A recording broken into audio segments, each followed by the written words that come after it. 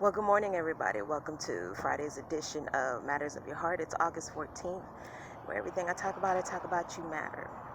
Now, those of you that know me very well, I do have a few tears in my eyes. Here's why. I'm just going to go into what I was thinking about, and I was posting something on Facebook, and I realized, you know what? I still have dysphoria symptoms, and I'm going to talk about that word because it ties into mental health.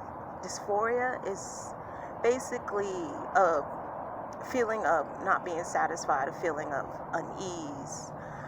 Another name for depression, anxiety. Dysphoria can come in several forms. It could be gender dysphoria. In my case, it's how I see my body. I guess you can call it body dysphoria. And it takes a toll on a lot of people. And the reason why I say I have body dysphoria is even though I'm losing weight, even though I'm getting healthy, even though I'm not smoking anymore, and I'm looking better and feeling better, some days I still look in the mirror and I see the old me. And when I'm talking about the old me, I'm talking about old me as far as why I had weight problems. First time I started gaining weight, I was 8 years old. My parents were going through a divorce, and I didn't know how to process that. How do you process that at 8 years old? So I ate a lot of sugar. I lived for candy bars. I lived for carbs, even though I didn't know bread and pasta at the time had sugar in it. I mean, who did? I was a kid in the 80s. I didn't know that shit. And that was hard, and I was made fun of. High school, I lost weight the first time. A little bit after high school, I gained it back. I was at my heaviest in my young adult years. I was 255 in my 20s. Part of that was because I worked fast food. I worked at McDonald's. So, I mean, Big Macs and fries, and I was a shift lead at the time. I'm not gonna lie. I made. Come on now. If you work in a restaurant, you made some shit that you ain't made for your customers. We got our own fucking employee secret menu. My secret menu. I was making burritos when the breakfast burritos came out. Yes, I was working at McDonald's. Man, I was making quesadillas and shit. We had cheese. We had ground beef. We had the chicken, the grilled chickens. I did this, but I was at my biggest.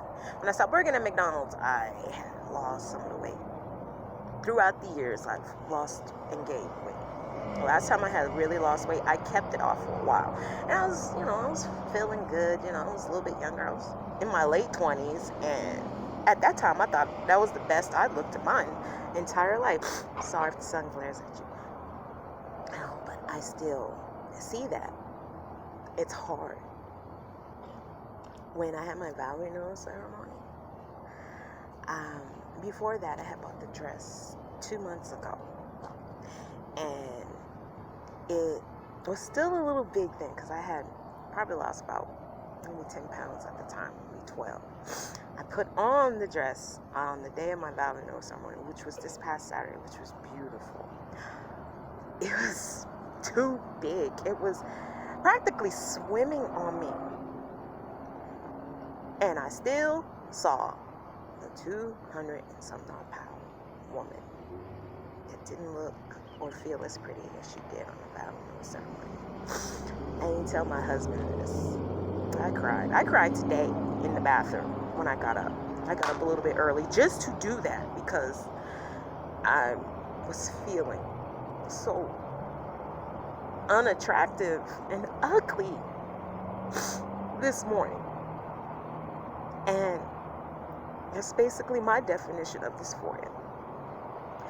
You know how you see people that look a certain way and they look healthy and they look good and they talk about they need to lose weight and you look at them like they're crazy?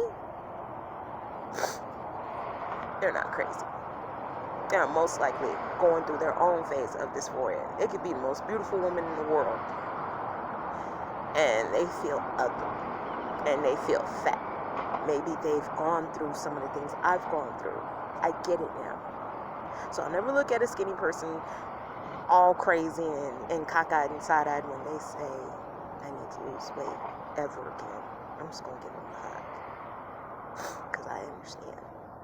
And I'm pouring my heart out. Because I want you guys to understand.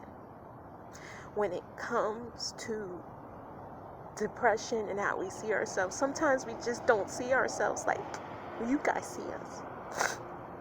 The support system, the friends and the family. I ask that you just understand. Don't say, oh, but you're fine. You look great. We're not receiving that right now. At that particular moment, we're not in a receptive mood to receive that. What we are in a receptive mood for is silence and support. Just give us a hug and say, it's going to be okay. I love you. That'll help us. Don't say things like, oh, go take a walk, and you probably feel better when you buy clothes. That does not work for us at that moment. Silence and a hug. Please do that for us when we're going through it. That's all I ask. And I thank you for tuning in. Don't worry about me. I'll be fine. I'm just being open. Okay? I love you guys. And be kind to yourself because you matter. I'll be alright. In my next video, I'm going to be making you laugh. So, thanks for letting me pour my heart out. And I'll talk to you guys later.